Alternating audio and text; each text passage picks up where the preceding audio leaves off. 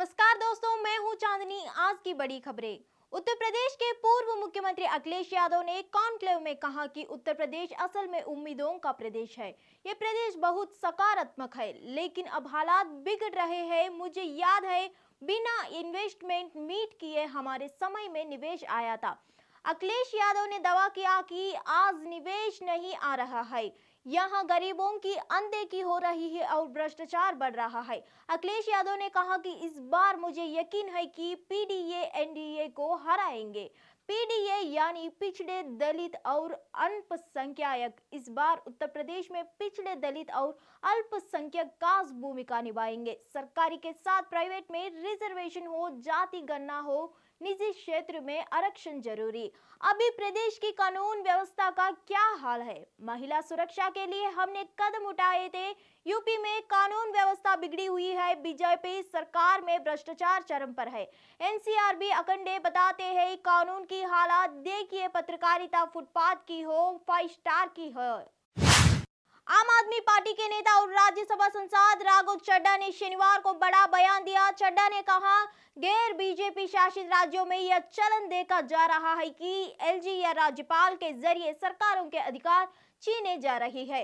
हाल ही में तमिलनाडु में राज्यपाल ने कहा कि विधायक मंत्री बनने के लायक नहीं है।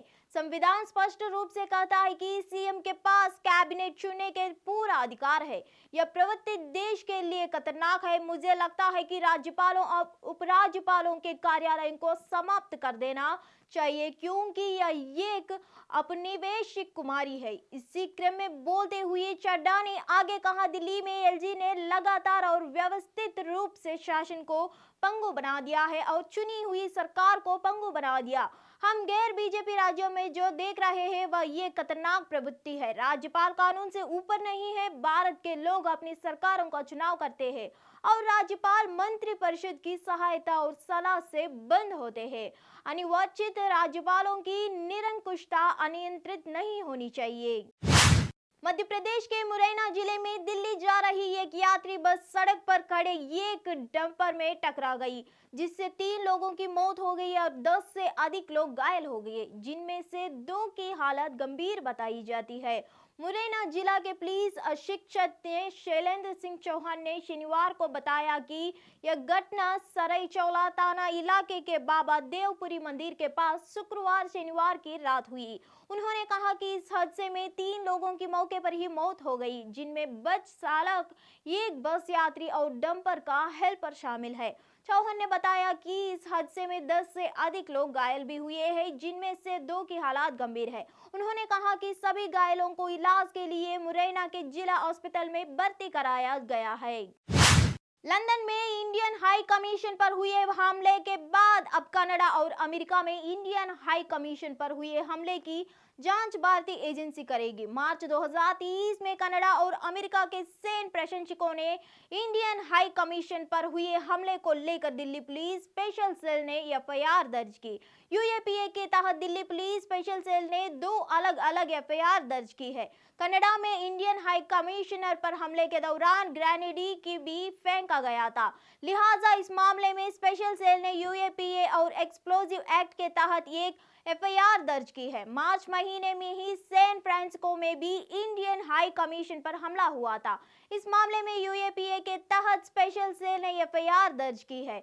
2 अलग-अलग एफआईआर दर्ज की गई। सूत्रों के मुताबिक जल्द गृह मंत्रालय दोनों केस एनआईए को ट्रांसफर कर सकते हैं। लंदन में इंडियन हाई कमीशन पर हुए हमले, तिरंगे झंडे के अपमान को लेकर एनआईए पहले ही केस दर्ज कर जांच कर रही है और जांच के लिए लंदन जा चुकी है और 45 संदिग्ध हमलावरों की तस्वीर भी एनआईए ने जारी की है। बिहार में 23 जून को विपक्षी दलों की एक बैठक होने वाली। इस बैठक में बीजेपी के खिलाफ विपक्षी दलों को एक मंच पर लाने का प्रयास किया जाएगा। सूत्रों की माने तो इस बैठक में कांग्रेस समेत कई बड़े दलों के नेता शामिल हो रहे हैं, लेकिन कुछ विपक्षी दलों का कहना है कि जिस राज्य में जो बड़ा दल है उसे आगे कर चुनाव लड़ जाए। ऐसे में कांग्रेस नेता आचार्य प्रमोद कृष्णन ने विपक्षी दलों पर ही हमला बोला।